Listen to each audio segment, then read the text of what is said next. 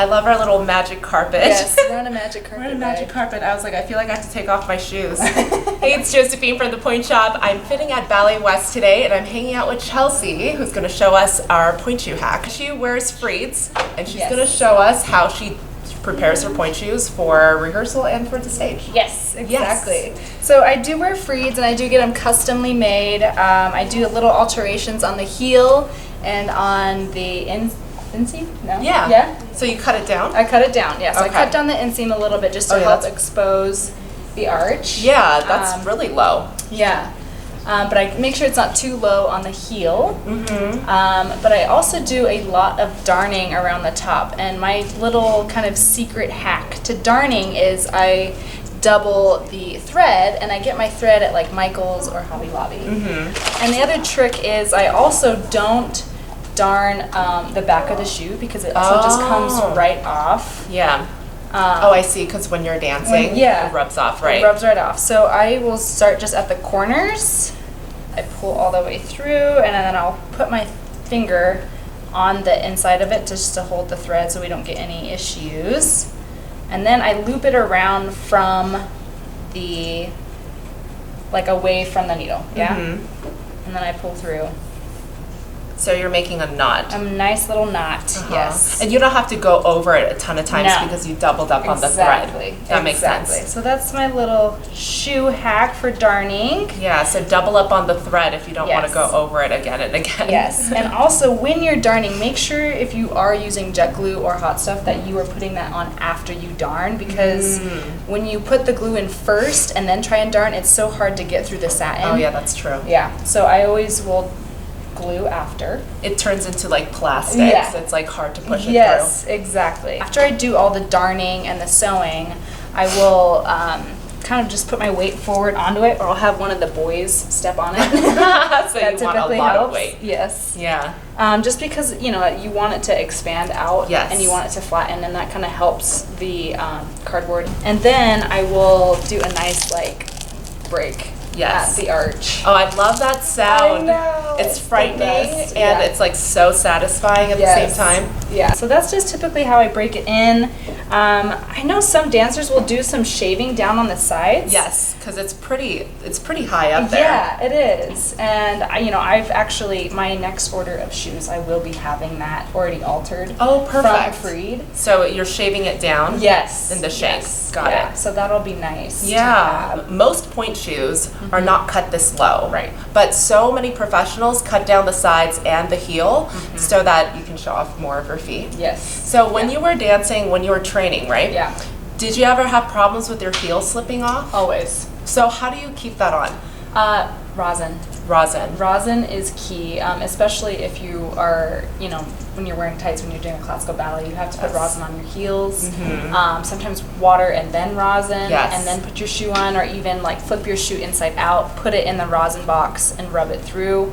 That helps. And then I'll even put rosin on my toes and through my toe pads if I am. So it grips. Yes, everything grips and you're just locked in. Yes, get it in there.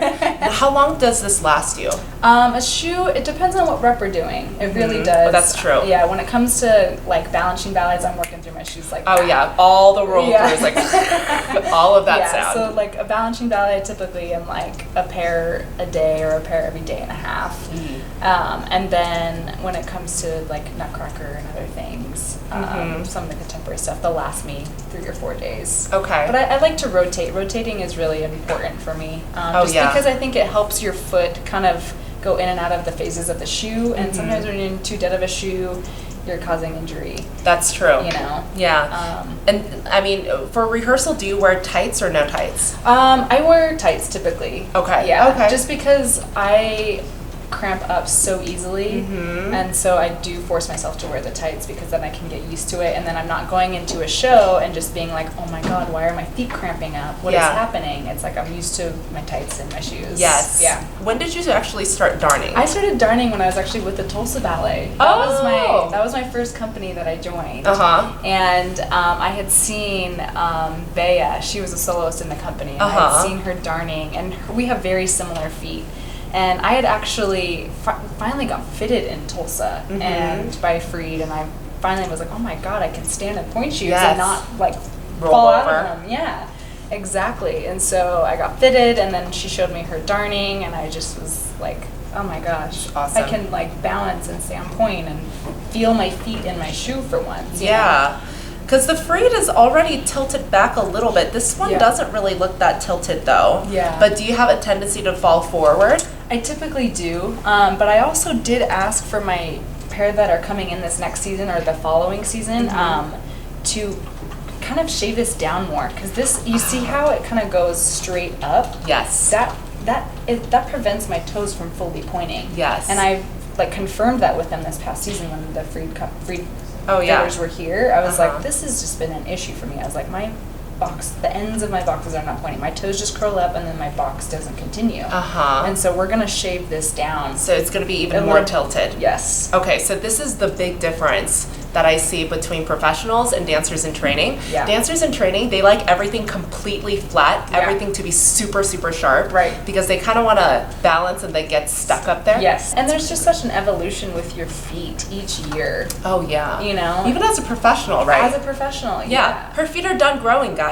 Her feet are done growing. But it's still, you still have to get refitted, and then you still have to kind of experiment with different things. Do you jet glue or anything? Yeah, I will typically do a little bit of hot stuff at the box of the shoe. Okay. Just because I feel like that's the one thing that like needs to be done. Yeah. So to review, cut down the sides. Yes. And then she darns just on the top, like this. And then you break in your point shoes, and then you do you do hot stuff after you break in your shoes? Yes. Yes. So it kind of retains, like you can kind of mold your point shoes, especially if you're in a Freed. It's a very moldable point shoe. Right. So you can typically just kind of smush it down and then jet glue it, so you kind of reshape the point shoe. Yes. And one of my favorite things to do when I am breaking in a shoe is to wear it for only a few combinations in center. The first time I've broken them in. Maybe for jumps, but like maybe the first combination of jumps, and then I take them off and then I save them for rehearsal, because then there's a little bit more molding to the steps that you're doing, and you know, it's not just class, it's, you know, it feels a little different. Yeah. Yeah. Oh, well, thank you so much for showing us. Thank you.